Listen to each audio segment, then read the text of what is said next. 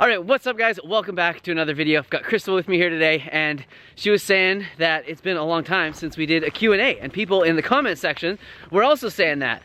So I thought it was a good idea to come out here. Actually, it was Crystal's idea. She got a whole bunch of questions together today and got them together for us to answer while we're out here. So thanks for that. You're welcome. And say hi to everyone. Hi. It's been a while since you've been in a video. It has been We did like a little while there where you were in like every one for a little while. And then everyone got mad, so then I was like, no, oh, we better be. No, people love you. They want you in the videos more too. So we're doing everything today. Questions, answers. We got Crystal in it. Anyway, so it should be a fun video, and hopefully you guys learned something. Do you hear that bird? Listen. Its song is so familiar. I do hear that, yeah. Bink, bink, bink, bong.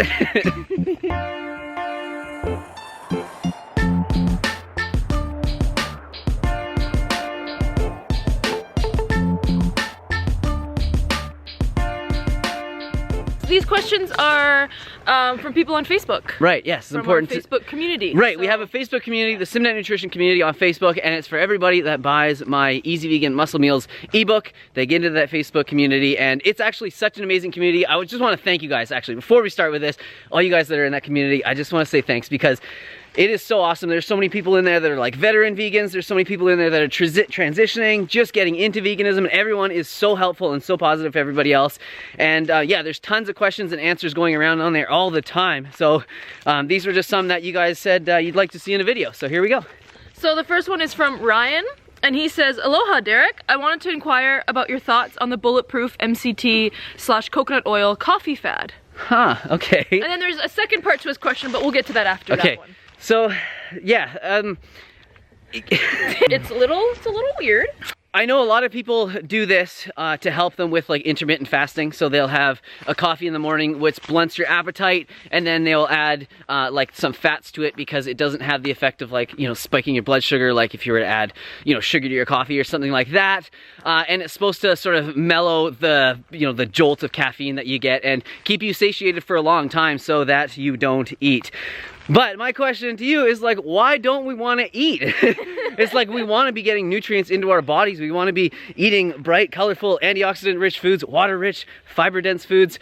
So I don't know. I'm not a fan of it, to be honest with you. I do like intermittent fasting here and there, but you know, just to take this on as a habit, like it's just, you know, coffee, we know it's just like blasting your adrenals. It's spiking our cortisol. And then on top of that, you're going to add like a whole bunch of like fat into your bloodstream as well. I don't know, it just doesn't seem like a great idea to me. And yeah, I mean, that's about all I have to say about it. I recently... Okay, Crystal's not great at walking and talking. Let's stop. The second question is, he asks about nutritionfacts.org newest post about coffee raising LDL levels. Yeah, right. So actually, that was interesting. I did watch this video because I'm interested in it. I do drink coffee here and there. I'm actually off of the coffee right now. We can talk about that another time. But yeah, so originally, like Dr. Greger, we watched that video and he said that coffee that goes through a like non-paper filter has the effect of like raising your cholesterol, and it can be like quite significant in some cases. So his recommendation was to always have it through a paper filter. But then some new evidence came out, or that he found, and it shows that yeah, it could just raise LDL like in spite of, you know, having a paper filter or not. I honestly don't know too much about it. Like, I would say that if you're worried about that, if you're worried about your cholesterol levels, if you have a family history of high cholesterol, then yeah, maybe like don't have it, or don't have it all the time. You know, obviously get your cholesterol levels checked so you know where you're at. But if you're eating like a whole foods plant-based diet, you don't have any other risk factors for heart disease or high cholesterol or whatever, you're not like smoking and that sort of thing, then like, you know, I don't know. I don't see it being too big of an issue if you take care of yourself. I know for me, it wasn't helping me feel good, and that's why I stopped. It was raising my anxiety. I was getting really worried about things. Yeah, I don't know. If you're worried about it, then don't have it. There's so many other alternatives. Yo, we're going down here, by the way, I guess. Oh, yeah, I don't think we should go down here. Fine, babe. Yeah, I don't know. So what are other things that you can have that have a little bit of caffeine in it if you want a little bit of a kick? Yeah, exactly. Like you could have some black tea. I've been having Earl Grey tea lately, and it's been really good for me. It tastes great. Green tea is good because it has L-theanine in it, so it's a little bit more relaxing. So and there is something about coffee. There is something about coffee that just gives you that little kick that you will not probably find in like other things. many It's other true. things. Totally. This is quite the adventure. So this is from Damon. Okay. He asks, how does someone with a naturally slim build, aka ectomorph, put on weight on a plant-based diet? Is it a matter of being more disciplined and eating way more, or certain foods to eat that will help? All right, Damon, so obviously you gotta increase your calories. Like, that goes without saying. And I totally get it, because I have a slimmer build, and it was really hard for me to put on muscle and put on weight. But you know, one of the big factors was eating in a caloric surplus. It doesn't have to be a huge surplus. My digestion and my energy levels never really seem to do all that well when I eat in a massive surplus, but just a couple extra 100 calories will definitely provide your body with enough to be able to build from.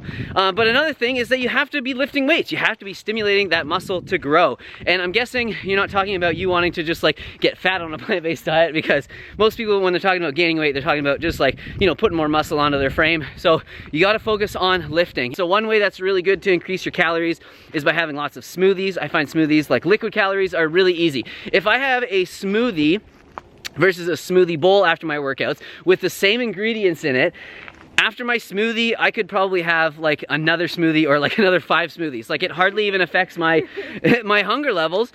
So when I'm trying to build and trying to gain, yeah, smoothies are amazing, because I can just pack down so many calories like that. It's really easy. And then with a smoothie bowl, because you're chewing more and it's taking a little bit longer, then your body just, you know, registers that it's full quicker and you won't eat so much. I don't know how old you are though, but like, I know that, you know, it changes for everybody. You see some of these like, you know, like man children that like are like beefy when they're young, and like I used to play soccer against them and hockey against them, and we'd be like, yo, we want to see that guy's ID. Like, how old is that guy? And it would happen sometimes in the game. You'd have to provide ID. I never got it because I was always a little gaffer looking really young. But you know, up until the age, like until I started to get to like 25, 26, I was like skinny like I was even in my teenage years. And it took me until that, you know, age, until my body really started to like mature and develop. So sometimes it's just, your body is just like young and not ready for it. It's hard to say with that much information, but hopefully that gives you something to go on. What is that? What is that? Yo, that is definitely... Oh, crack smoking That's pipe. definitely a crack pipe. Smoke it. What do we do with it? Like, oh, I guess I'll take it. No. Like, do I just leave it here? Some kid could find it and then find some crack and smoke out of it. No, but like, it could break. It's glass. This is so random. Just like, look where we are, guys. Just someone's just out here, just smoking crack. There we go. Now we got a little packaged crack pipe. Oh man. Is that a crack rock right there? No, just This is actually this is a really good question. Oh. This is from... What the other ones weren't, or what? No. What type of routines can we implement for learning how to run? I've never ran before, and I'd love to tackle a 5K this year and eventually a Spartan race. How do you build cardio? Oh, cool. Okay. You are excited about this question. I know you have some information on this. So why don't you tell them? I think... So I was excited because building up to a 5K, you can't just go out and like run and expect to just build yourself up. You have to do it in increments. Right. But First of all, should we just say props to this person for getting out there and like for having a goal and like wanting to tackle it. And running when you're not used to running, it's not an easy thing. It's so hard. Like, and it's hard to start. So like, good on you. But like, really hey, hard. Everybody, inside, you are a freaking athlete. So whether you're running right now or not, your body has it in you and you just have to train towards it. And Crystal's gonna tell us about that. So a really great program is to do Couch to 5K. It's like an app, and I believe it's free. It's an app, and then there's lots of like support groups, and basically it teaches you how to like run, walk in increments. So you do like, you know, a few minutes of walking, and then you'll do 30 seconds of running, and then over quite like I'm not sure how long the program is, but over a number of weeks the increments will change. So you'll walk less and then run more, and then by the end of the program you should be able to run a 5K or close to a 5K because you built up your endurance for running. Yeah. And so that's a great way to build cardio. If 5K is your goal, what's another great way to build cardio? Well, okay. Like doing more like plyometrics, which is like kind of like jumping and like more definitely keeping your heart rate up for you know, longer periods of time is obviously really good. But something that I think would be really helpful to do in conjunction with that sort of couch to 5K type thing, like, you know, other than when you're out there running outside or on the treadmill or whatever, would be like an elliptical trainer, because they're really low impact, but you can increase your body's like cardio ability, right? That actually would be good, because you can go like hard on elliptical, but it's not like ruining your body like if you went as hard on a treadmill. Because one of the problems, and I found this when I transitioned from having like a thick-soled shoe to a barefoot running shoe, was that it was hard on like the bottoms of my foot. It was hard on like a lot of my joints and stuff. So you might run into that where you just find like, I just can't go out there anymore. Like you might have blisters or whatever. And so doing something like the elliptical, whoa, I almost biffed it, would be a really good, way to supplement that training. But yeah, good for you. Get out there. Oh, you should talk about, because you've done a Spartan race? Yeah. How was that? Well, it's different than a 5K. I don't know. Yeah, I didn't train enough on the cardio for the Spartan race. Next question. It was so funny. Okay, we have to talk about this. Derek did a Spartan race, and we didn't really think there'd be much running. And then I was like in good shape. I was like, I could run like a good 5K, no problem. And then I was like really worried about all the other stuff, you know, like the swinging and, you know, balance beams and all that. So I was training so hard on all that stuff, and then got there. And the very first thing we had to do was like run up the friggin' mountain all the way from the very bottom. It's a ski hill from the very bottom chairlift all the way to the friggin' top. And like we're here in British Columbia, like these are not small hills. These are rocky freaking mountains. Actually, I don't think those are the Rockies. What are those? Those are the coastal mountains, I think. But yeah, anyways. After you were just like, oh my God, I think I almost quit in like the first 5 minutes running up. And because I also wanted to win. Like I wasn't just going there. I was like, I'm gonna friggin' win. And then I didn't realize like who I was up against. There's some pretty good athletes in there. Anyways, I came in like the top 10%. I killed it. It is so beautiful in here. I just gotta show you guys this. We should mention though, he said learn how to run. If you've never run before, I would definitely look at some YouTube tutorials on just like running stride and how to get into it, because you can definitely not have a great stride and that's going to affect your performance. Yeah, so I would definitely look up some YouTube tutorials or just people online that are offering that kind of information. Good information, Crystal. Key. Yeah, that is. Yeah, really getting good like running technique. People work years and years on getting good running technique, and it's even harder if you already have bad technique and then you have to change it to good running technique. So getting some technique down first is like really, really important. Thanks for that, Crystal. All these jumps. These bike jumps are insane. So next question from Jonathan. My best friend says he can't eat a plant-based diet because of his Crohn's disease. The doctors told him he can't eat a lot of fiber. Is that really true? Yeah. So we have a friend that has Crohn's, and he tried a plant-based diet and he said that it was just too much fiber for him and that it didn't really work.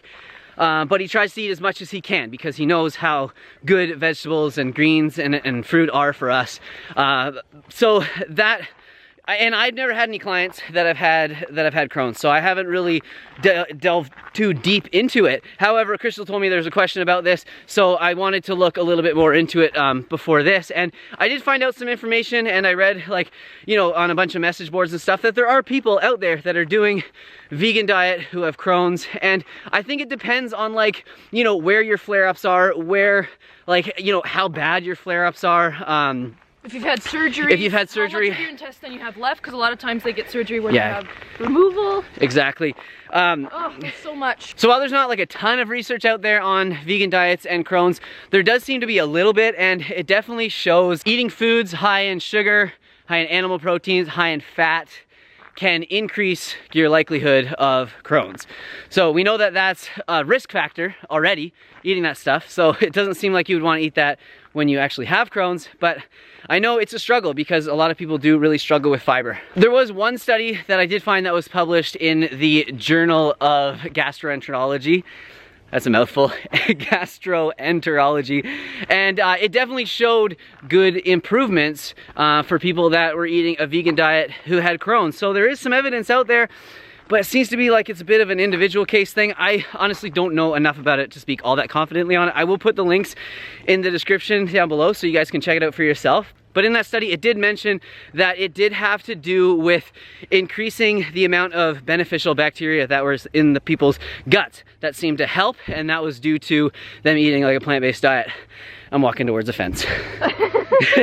Sheila asks, are there any fruits or veggies you won't eat or you don't like? And what is your opinion on food combining? Okay. All right. I've definitely touched on food combining before, but I will answer it again. And as far as like fruits and veggies that I don't like, let me think. Okay, raw mushrooms. I'm not a fan of raw mushrooms. I don't really like them. I just would rather not. Grapefruit, I find grapefruit to be, unless it's a really sweet grapefruit, I find grapefruit to be too sour for my taste. Yeah, I think that's, I mean, you pretty much eat anything. Yeah, I do. Put a little hot sauce on it. Oh yeah, grapefruit and hot sauce. Anyways, okay, and then as far as food combining goes, you know, I've looked into it before, and there's a lot of people that support that idea and whatnot, but for me it hasn't really seemed to be all that true. Like, I can eat starches and then I can have fruit afterwards and I don't like explode or anything like that.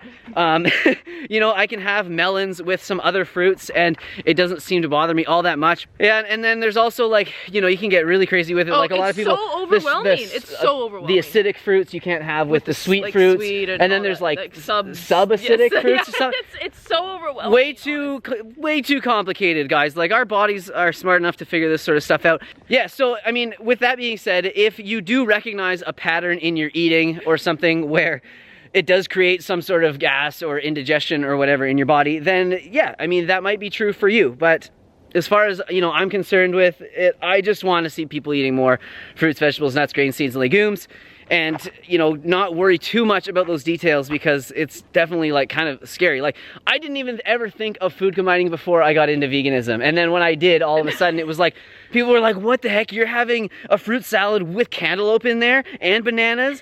Like, man, you're gonna die. Let me know your thoughts though. I wanna know what you guys think about food combining, because I wanna hear your testimonies. Do you guys have problems combining weird foods or what? Let us know in the comments. Okay, wait, let's just stop, because if we're bushwhacking and I'm reading, I'm gonna fall and it's gonna be bad times. So, Thierry, I'm not actually sure how to say this name. This is a very interesting I know name. that name because it's a famous soccer player. It's Thierry. Thierry! Yeah, Thierry Henry. Played for Arsenal. Well, it's not Thierry Henry, but it is a Thierry. Yeah. How much do you bench, bro? Have you ever thought about testing your 1 rep max? Maybe on movements you master, like weighted dip, weighted chin-ups, etc. Huh. Yeah, that would be actually really cool to do on those, like the dips and the pull-ups. I don't train like that though.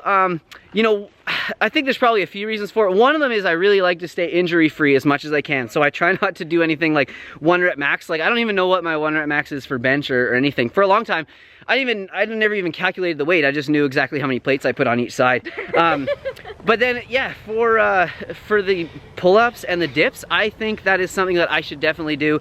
And if you guys would like to see a video of that, I think that'd be a really fun little video idea. So I would do, yeah, my 1 rep max for pull-up, 1 rep max for dip, and then what's weighted, like another? Weighted, not calisthenics. Yeah, obviously, okay, weighted. I'm just saying. What else there could be? Maybe chin up or something as well, because that would be a lot higher. Or muscle up, that would be a fun one. I think the most I've ever done a muscle up, like a clean one without a bunch of like kipping or struggling or anything, is 25 pounds added to my body. And I think maybe I could get a little bit more on, maybe 30 if it was a really strong day. But I'd like to see with the pull-ups. So yeah, maybe we'll see that in a video. Weighted dips?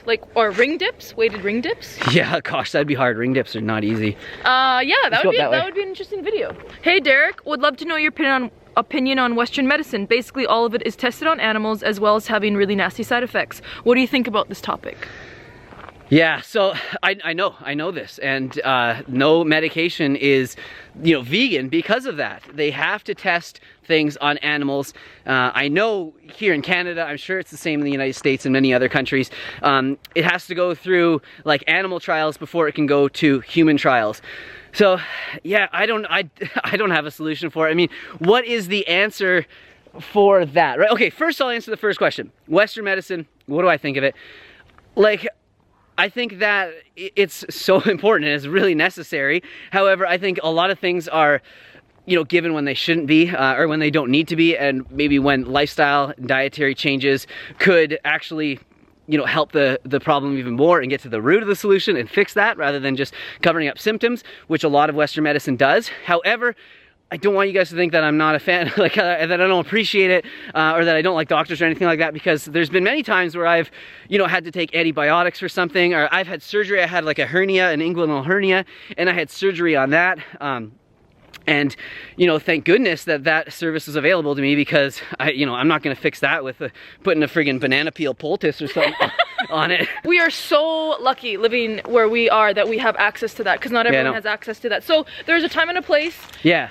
But there are, yeah, like Derek was saying, there are sometimes other things that can be helpful when you go to the doctor and they prescribe you something like dietary, exercise, lifestyle that might help alleviate the problem. So it is, it's one of those things. And I also think that we have to have a better sort of system where I think they're starting to call it integrative medicine, where your doctor works with like your naturopath, who works with, you know, like everybody works together. Exactly. Everybody works together and figures out like how to get to the root of the problem. And I know one of the big issues, because we had teachers that were or professors that were doctors and stuff, and they would often say, like, you get a patient that comes in the room and they want their problem fixed. They want a solution by the time you leave there. They don't want to know, okay, go home and eat a bunch more like plants, fruits and vegetables, exercise more, quit smoking, and come back to me in 6 months and you'll probably be feeling a little bit better. No, they want like, I want to be feeling better tomorrow. And it's the doctor's job to make them feel better. And they only have so much time with each client, each patient, so they have to get them in and out of the door really quickly. So I totally get it, but I think the system has to be structured a little bit better. Exactly. It has to be changed to, put more power into empowering people to make changes to their lifestyle to help themselves feel better.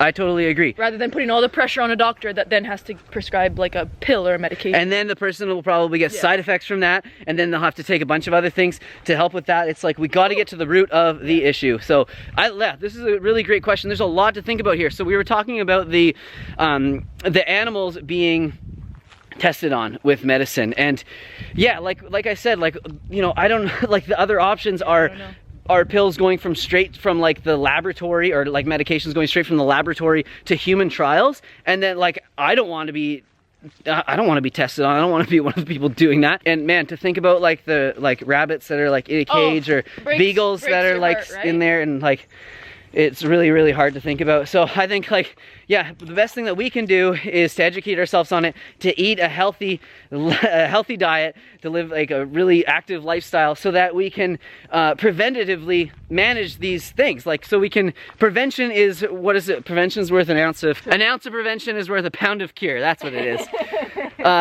And that's the thing. We've got to just get healthier as a society, as a nation. We just got to start eating more whole foods. And the amount of medications that we rely on will definitely like start to go down. But yeah, I don't see a solution to that issue. But if you guys do have one, put it in the comments.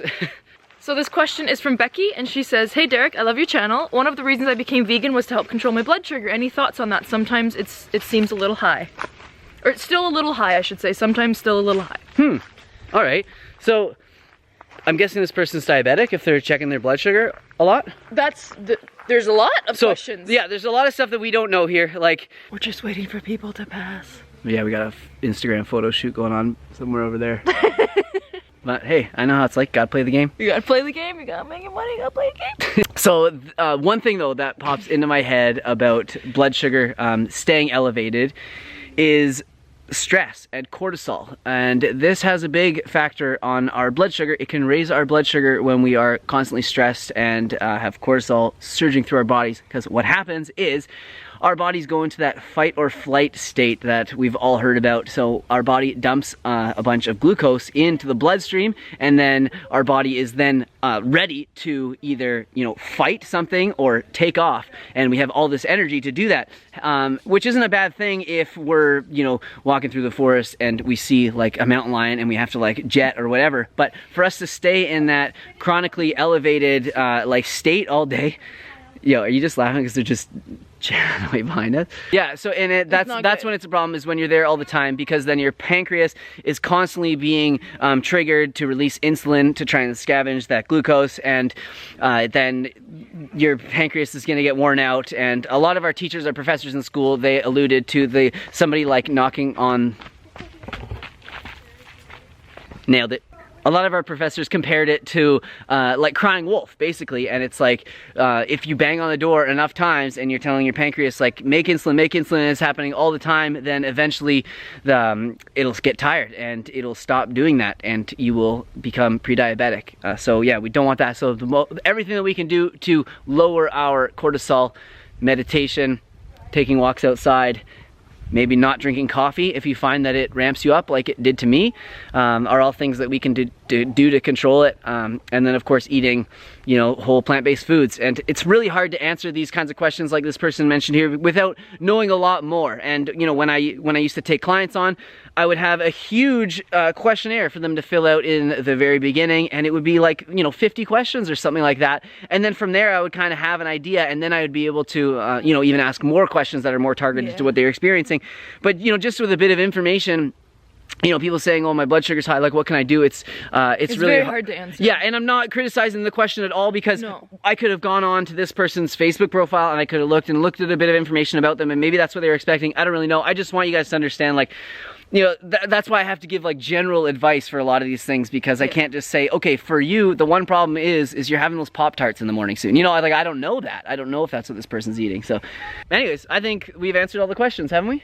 Yes. Wow. There's a lot. There was a lot though. There's tons. So we'll probably go on and like answer a lot of them, but they gave us a lot of really good ideas for even more videos if we continue doing these kind of style videos, if you guys like them. Yeah. But it's beautiful. As you can see, there's no more snow on the ground, so we're actually able to go outside, which I know a lot of you guys appreciate when Derek goes outside and does his nature walks. Just stay tuned. There's going to be lots more to come. We're going to get Crystal in more videos. Spring is just around the corner. We've got lots of did I call you the wrong name?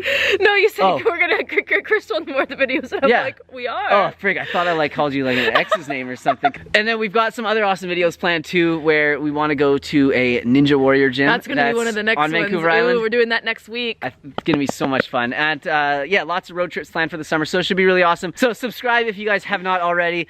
I would love for you to do that, and then you could see more from me, and we could meet again, and I could make more videos, and you could stare at my face while I talk. That doesn't sound that good, hey?